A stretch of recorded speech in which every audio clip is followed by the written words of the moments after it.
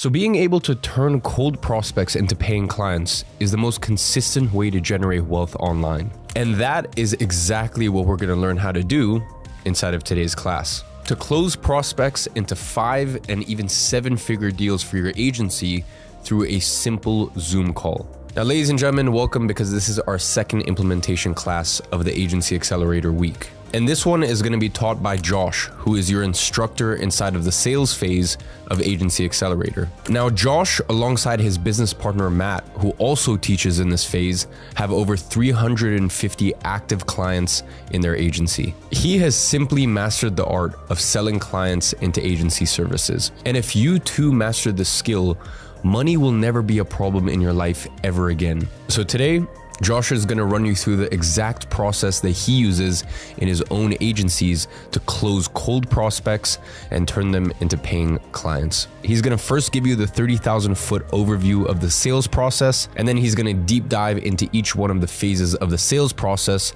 and walk you through what you need to do on each. And with that, you're going to be able to close agency clients into $500, $2,000, $5,000, and even upwards of $10,000 a month retainers. So, with no further ado, let's get into it.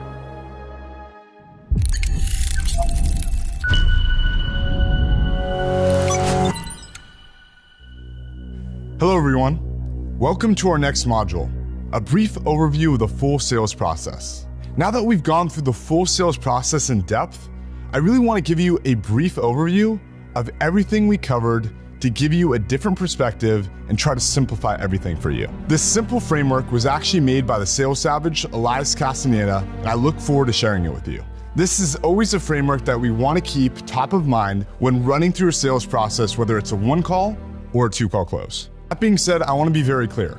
This is the framework and my script, meaning you leverage a framework I'm teaching you, but build your own script around it. I don't mind you taking the script right off the bat just to get a jump start, but over time, you're going to need to iterate. The way I word questions might be very different from the way you word questions. And that being said, let's dive in. In stage 1, we find intent. In stage 2, we break down the situation. In stage 3, we pinpoint the problem, all in that first intro call. Stage 4, we exhaust solutions. In stage 5, we explore desires. In stage 6, we uncover consequences, and in stage 7, we pitch. Just to break down each step briefly here, in stage 1, the beginning of the intro call, we always want to find the intent of the prospect and figure out why they scheduled a call. After this, on the intro call, we break down the situation, meaning we get clarity on exactly what they're doing now in the business. Then that leads us to pinpoint the problem. It gives us a chance to probe on that problem, making it very clear to the prospect and get them to tell themselves what they're struggling with. After this, we obviously tie down on the intro call to ensure the prospect shows up to the demo call with all partners. Now, we're on to the demo call. We want to redo stage 3 to bring that pain top of mind and reprobe. In stage 4, we exhaust all solutions. Remember, ideal buying criteria. We seek to understand what they've tried in the past to get their ideal buying criteria. Also can pre-handle the burnt objection. In stage 5, we look to explore their desires. This is a goal stage of the demo, where we not only get their financial goals, but more importantly, get their personal and emotional goals. In between stage 5 and 6, we bring them to reality. Remember, it's very important to ask them how far they are from their goals currently. We need to build that gap. The issue I see with a lot of salespeople is they try to rip them from their goals, euphoria, all the way down to ramifications immediately. It's too abrupt, right? Goals, reality, consequence. And that brings us to stage 6. We uncover their consequences of not making a change in their business and what it means for them personally.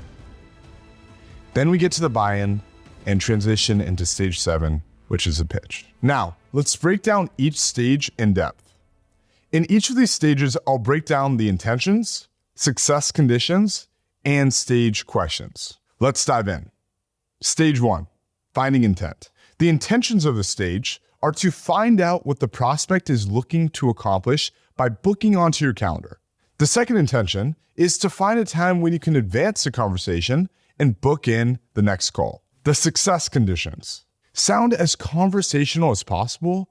Don't sound scripted. Be laid back, conversational, almost as if you're speaking with a good friend.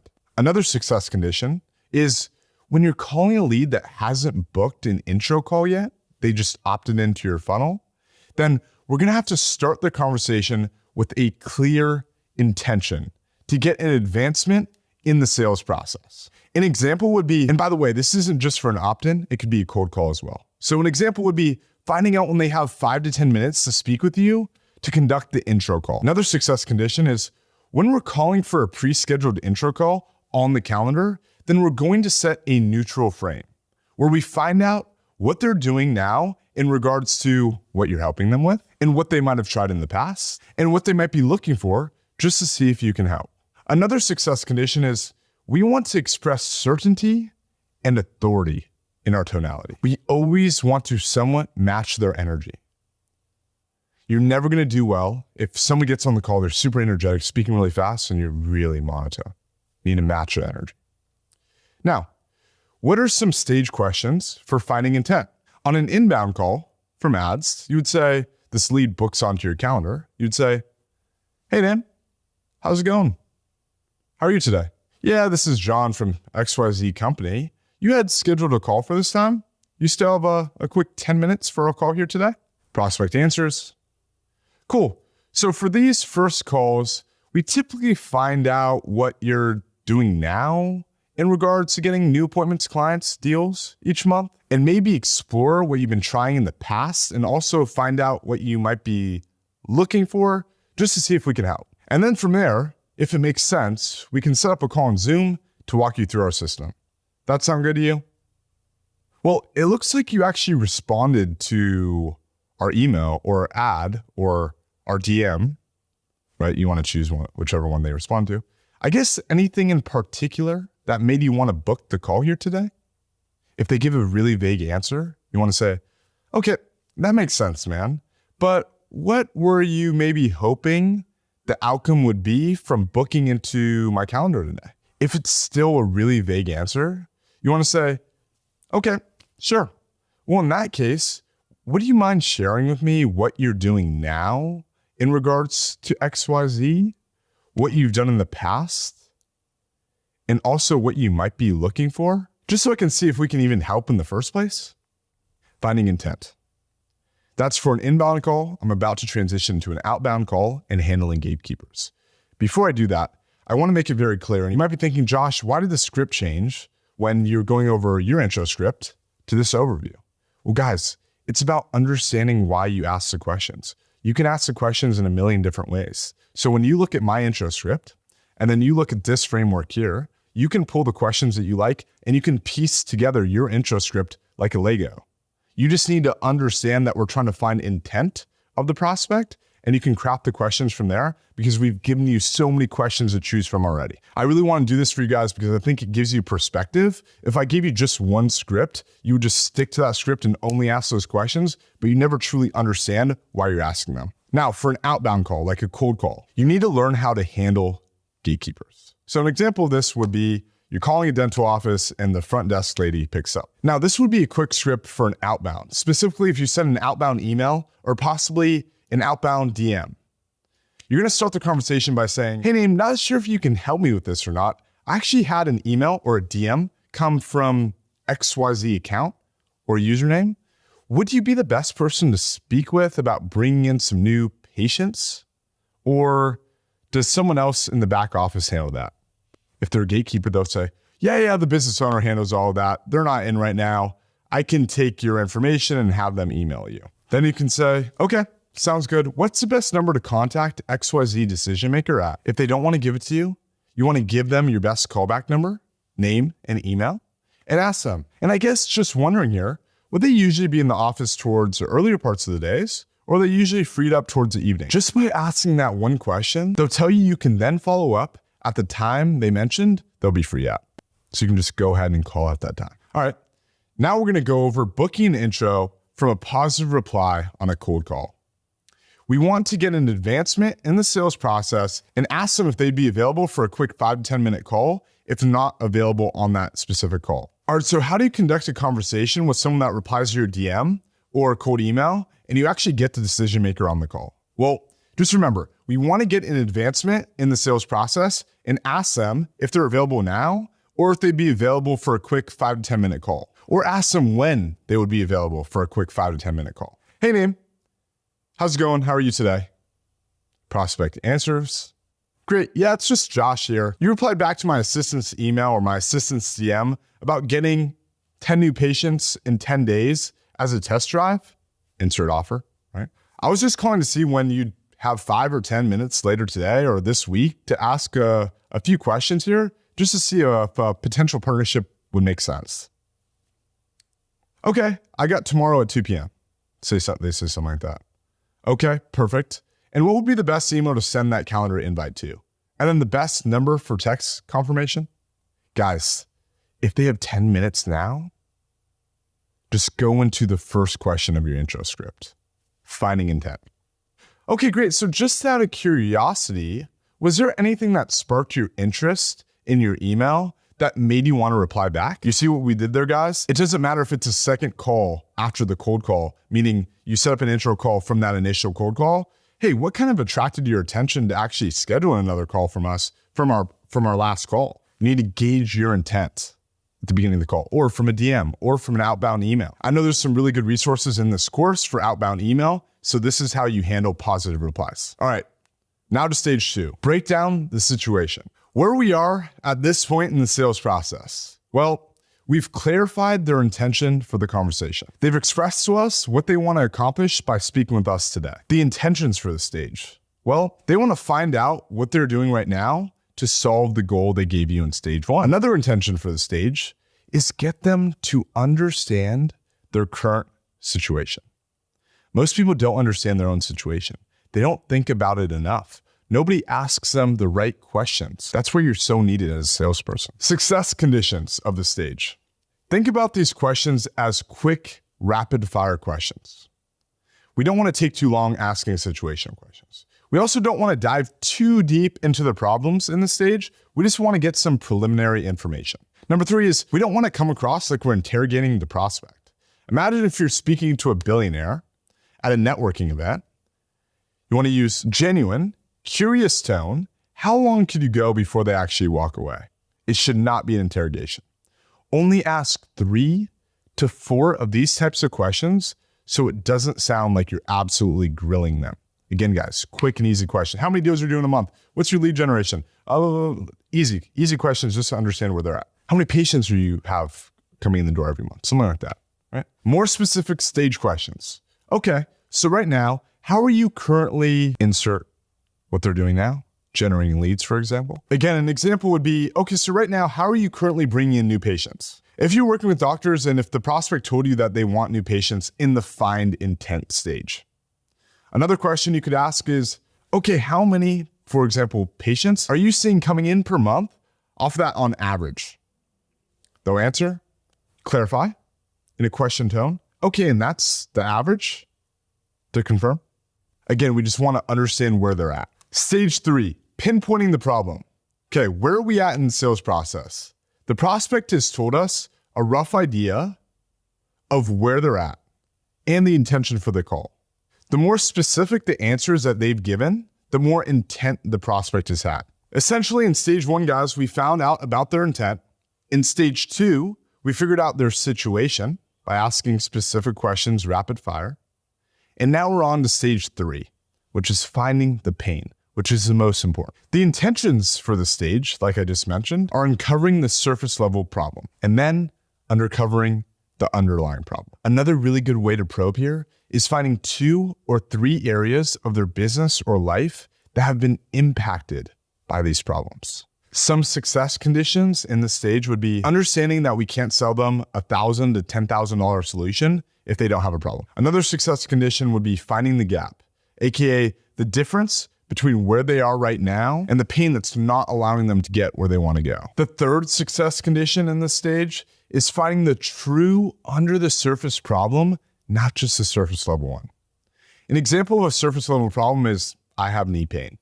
Under the surface, I'm frustrated, annoyed, and unsure when I'll feel better. Surface level is inconsistency in lead flow or deal volume. Under the surface is lack of revenue to pay bills, doubt in oneself to run the business properly, frustration, FOMO of seeing other friends that aren't successful, not hitting their goals in a timely manner. Success condition number 4, once we have a clear problem that we've been able to pinpoint, we always want to put a time horizon on that problem. Time will always increase the awareness in the prospect's mind on how long they've been dealing with this issue for. And important to note, tonality with your delivery of these questions is key. You always want to display a childlike curiosity. Really focus on being detached from the sale and just be genuinely curious. You always want to listen twice, speak once. Another good frame to put yourself in is the old man at the gas station. Imagine a super old man with a walking cane at a gas station, and he walks up to you asking for directions. There's no way to be mean to this guy. He's just genuinely curious and looking for a solution. That's the same frame you want to take when asking questions to your prospect. It should either be a childlike curiosity or an old man type of curiosity. Just be genuinely curious. Some stage questions for this phase are, in that lead generation tactic you're using to get clients, are you currently satisfied with it? Oh, you are? Perfect. What do you like about it? Is there anything else? Transition to 2 truths question. Well, it seems like things are going fairly well for you already. You're currently doing XYZ and it's getting you ABC result. I guess, is there anything you would change about your current way of actually getting more leads? It seems like things are going fairly well. Is there anything you would change about possibly the quality or volume of leads you're currently getting inbound for your business? If they say they would change something or they give you a problem, you want to ask some clarifying questions, which we've gone over in the previous intro script. What exactly do you mean by that? Or how do you mean by that? Or in what way though? Or inconsistency? Or when you said XYZ, I guess what did you mean by that? Another really good question to ask here after you've clarified what their pain is, again, timeline. How long have you felt this way for? What do you think caused you to have XYZ problem? Has this been the main impact to the growth of your operation? How so?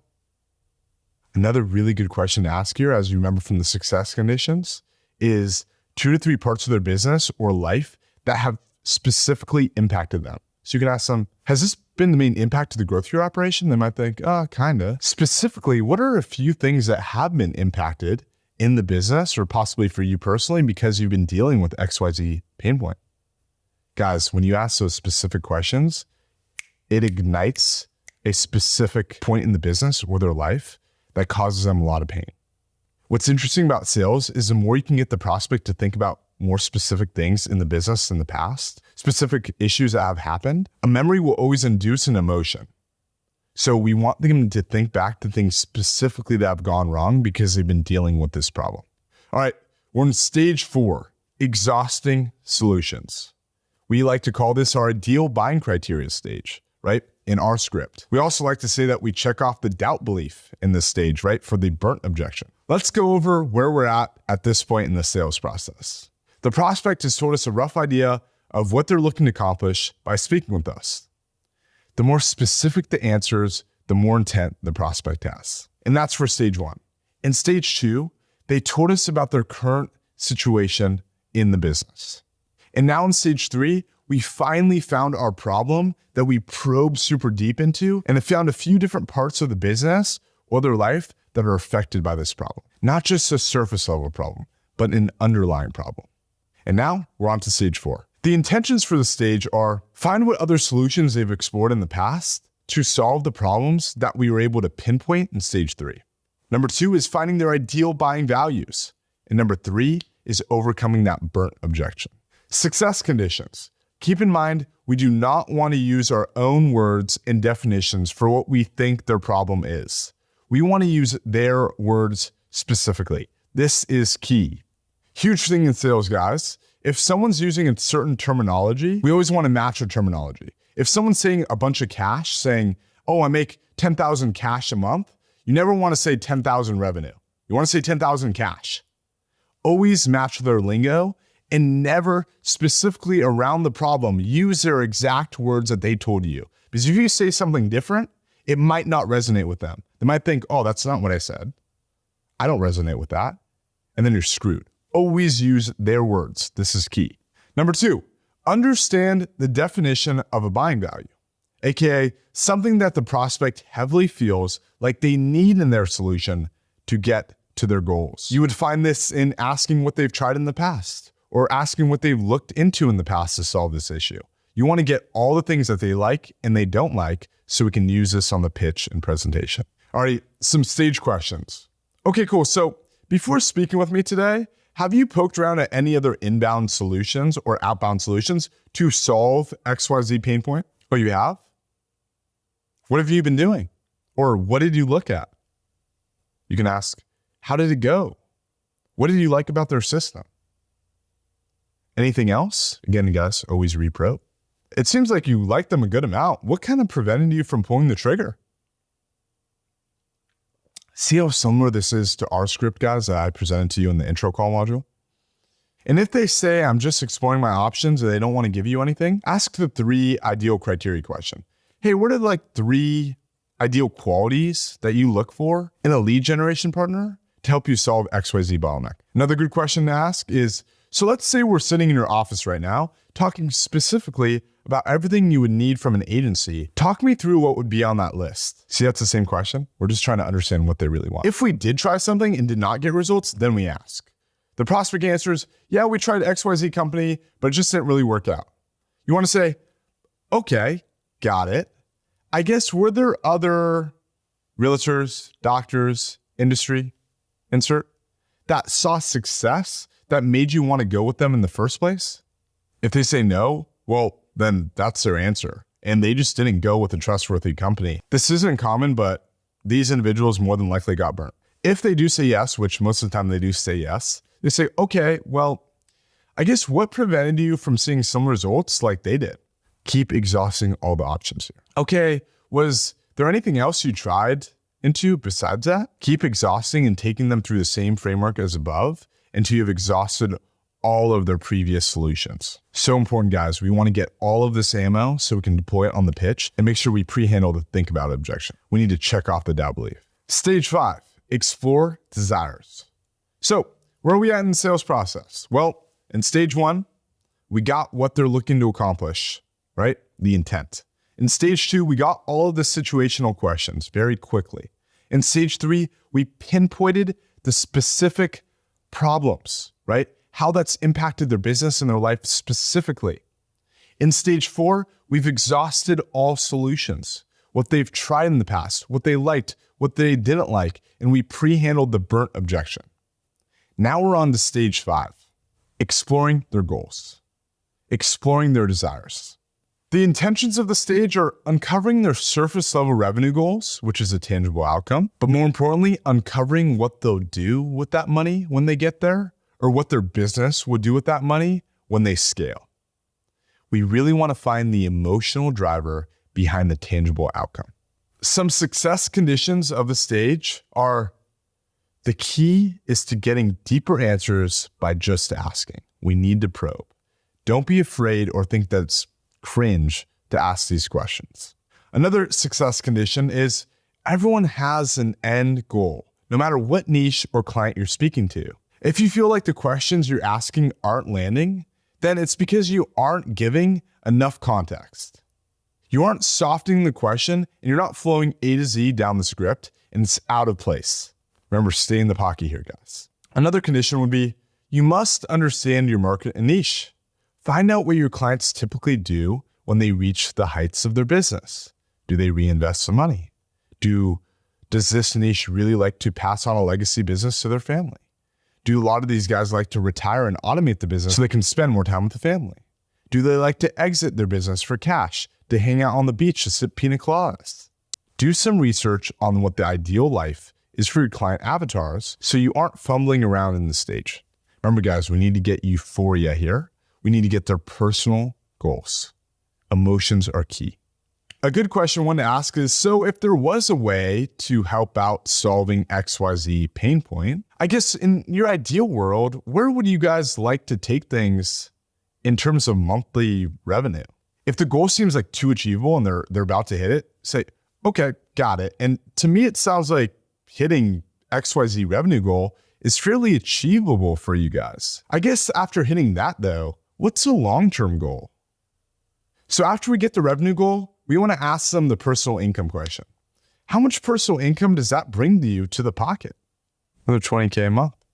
Okay. So 20K a month over the next year, I'm not a mathematician, but it's $240,000 of personal income over the next year. What does that do for you more personally? If they're giving you kickback, just so I can understand here, like everyone wants to reinvest back in their business and scale their business that way, but what's kind of your driving North Star here? They're still giving you kickback, tactical vulnerability. Open up about yourself and your personal goals, and then ask them double down again. You guys know how to do this. We went over it in the demo call module. Also, worst comes worst, you can always feed them. You can always say something like, well, when I speak with other clients, they like to build a legacy business for their family, or they want to exit this operation so they can go travel with their wife, or they want to continue building their operation so they can retire the family and make sure that they go on the different trips that they want to go on. So what's kind of the guiding North Star for you guys? You can feed them a little bit if you need to. Guys, don't feed if you don't have to. Stage 6, uncovering consequences. So where are we at this point in the sales process? So the prospect has told us a rough idea of what they're looking to accomplish by speaking with us, right? The intent. In stage 2, they've given us all their situational questions. In stage 3, we've pinpointed their pain specifically and really dug deep. In stage 4, we've exhausted all solutions, figuring out what they've liked in the past, what they haven't liked in the past, getting all their ideal criteria, overcoming the burnt objection. In stage 5, we dove deep into their desires and what their ideal state looks like if they're able to fix this bottleneck in their business. We got them as emotional as possible. In between stage 5 and 6, we brought them back to reality, which we like to talk about in our demo call module. And now for stage 6, uncovering consequences. Intentions for this stage. Explore the consequences of them not hitting their goals so that the pain associated with those consequences is far greater than just paying you the money for your service. Some success conditions for the stage. 1, we want to use either tactical vulnerability or analogies to give context before going into some deeper answers. We spoke about how to use tactical vulnerability and also even use an analogy like the little kid in the ice cream truck that we spoke about earlier. A big thing to keep in mind is that we don't want to immediately take someone from desire all the way to consequence. We need to ease them down by getting them to admit that with what they have in place now, they won't be able to hit their goals. Number 3 is we want to find answers that pull the prospect into committing to a change now in their business, instead of pushing it down for 3 to 6 to 12 months down the road. Some stage questions we ask are, okay, and so being as realistic as possible here, I'm just curious, with the channels you guys have in place, how long do you feel like it would take to get to the ideal goal that they mentioned, right? Reality question. The prospect answers, ask them, do you mind if I ask you more of a personal question? Then you could ask, what if you don't? They say, what do you mean? Give you a bad answer. What if you aren't able to scale to XYZ revenue mark, but more importantly, achieve XYZ emotional driver? Again, concerned, genuine tone. Guys, if they give you pushback here, we want to open up and use tactical vulnerability, right? Remember, in the analogy, there's 2 sides to every coin. The side that we're running towards and the side they're running away from. I find that in my own life, that I'm more motivated by what I'm running away from rather than what I'm running towards. So for example, for me, I really want to scale to 50K a month of personal income, but that's not what gets me up in the morning, gets me to do the shit that I really don't want to do. I know that getting to 50K a month allows me to take over my mom's mortgage and send her on the trip to Galapagos. But what's crazy is that it's not paying my mom's mortgage and sending her to the Galapagos that gets me going. It's the risk of not being able to do that for her. It's me thinking in my mind at the end of 2025, if I have to sit down at the dinner table and look my mom in the eyes and say, hey mom, I'm not gonna be able to cover your mortgage. I'm not going to be able to send you on that trip you've been wanting to go on. That's what would kill me, man. And that's what gets me going every single morning to do the stuff that I don't really want to do. So for you personally, let's explore failure for a second. What does that look like for you? Stay in the pocket here. Again, you guys know how to probe on this. Are you willing to settle for that? Why not? Another really good question to ask here is, it sounds like you've put a lot of thought into this. Was there a stack of events that led you to realize that you might maybe need some outside help with XYZ? Or was there one specific moment where you just drew your foot in the sand and said, you know what, I really should get help with solving this now? What was it that sparked it? Guys, you see how specific that was? I'm going to say that one more time. Or was there a specific moment where you just drew your foot in the sand and said, you know what, I really should get help with solving this now? What was it that sparked that? This is going to get them to think of a memory, which is going to spark emotion. Then you want to go for the buy-in. So to me, it sounds like it's time for a change possibly, to get into the right systems that will allow you to fix XYZ bottleneck so that you can be in the best spot possible to actually get to insert goal they mentioned. Let them answer. A good answer here is yeah, 100%.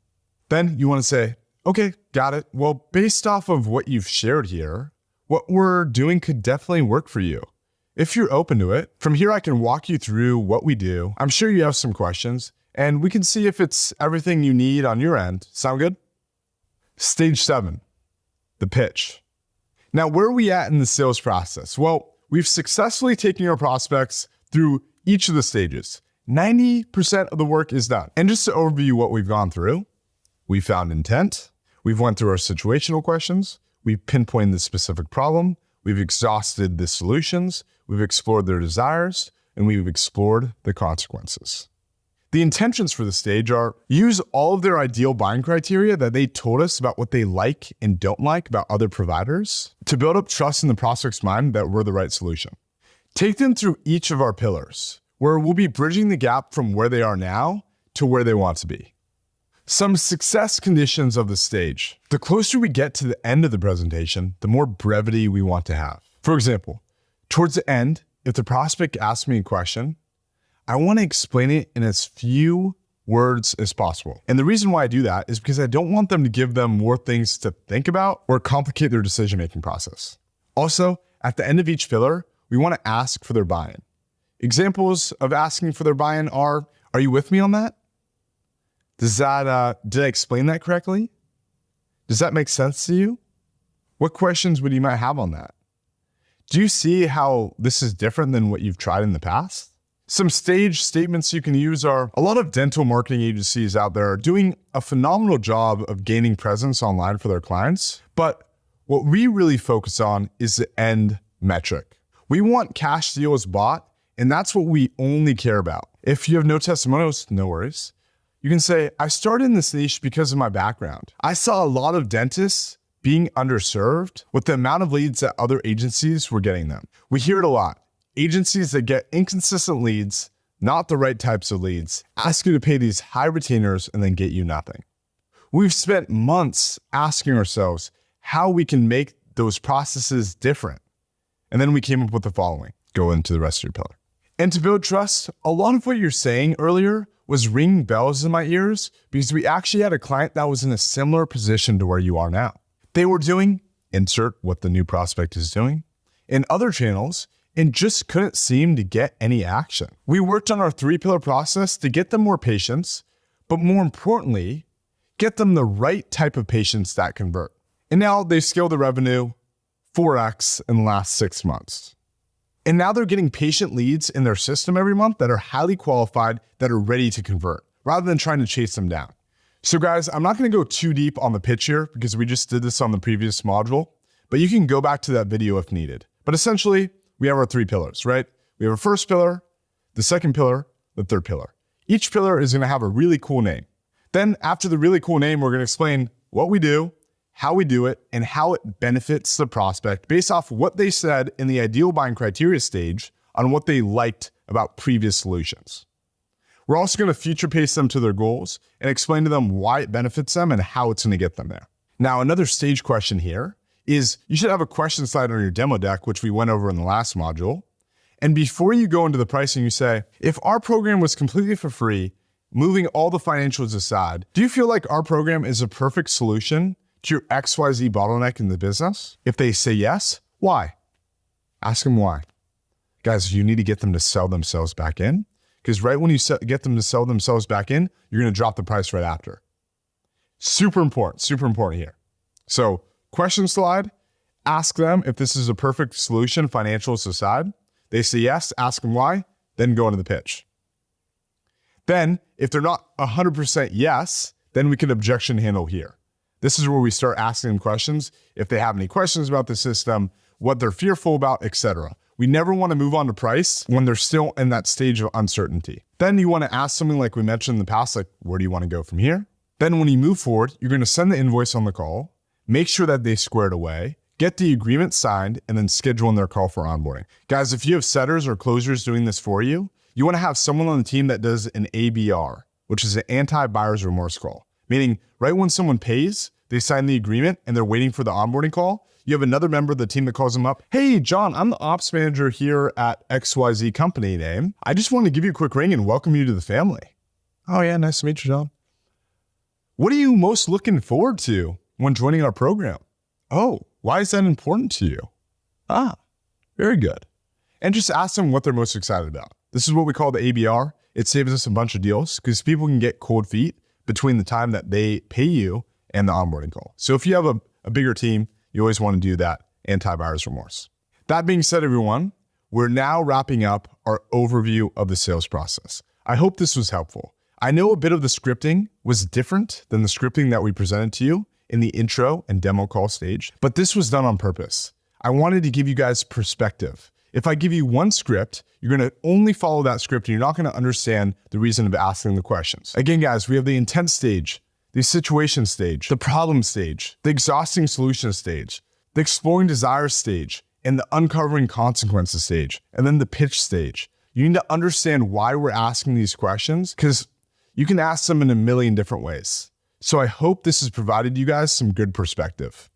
Some action steps for this module. I want you to take out your notebook after you watch this video and try to write out all the stages without cheating. It's super important for you guys.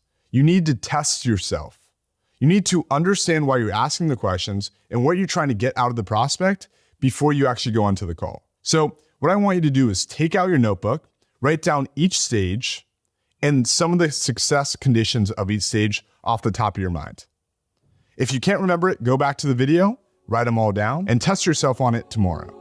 In the next module, we're gonna put everything in action. I'm not gonna be reading the script to you guys anymore without a real prospect. I'm actually gonna be role-playing with Matt, and I want him to give me some friction to show you guys how we can handle that friction in the sales process. So I look forward to seeing you in the role play. So now you know exactly what you need to do.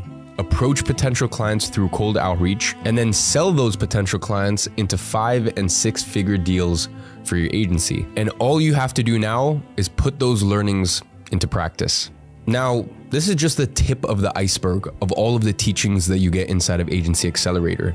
This is the 30-minute overview of a process that is detailed over 13 classes inside the program. And if you've ever tried to do anything online, you know that the devil is in the details. And that's exactly why inside of Agency Accelerator, we go into excruciating detail on what to do and how to do it for each step of the journey. And that's just for the sales phase, by the way. We have 5 other phases and 3 entire bonus programs. And most importantly, something that I haven't really mentioned on the other classes is that inside of Agency Accelerator, you get access to over 10 weekly coaching calls with industry experts. And that is a 60-minute Zoom call where you can ask a question on the exact issues that you're struggling with and get it answered live by an expert in the area. Now we have calls on agency operations, outreach, sales, service delivery, mindset, and much more. And when I say those are expert coaches, I mean it.